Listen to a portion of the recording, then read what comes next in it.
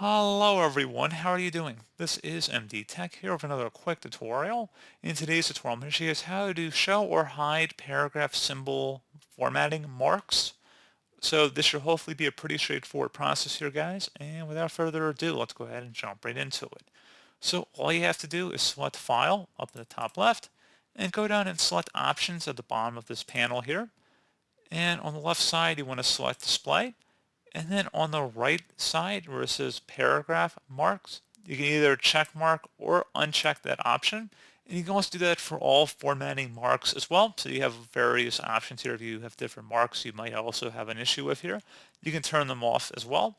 And then once you've made your selection, whether you want to turn them on or off, go ahead and select OK to save it. And that's all you have to do.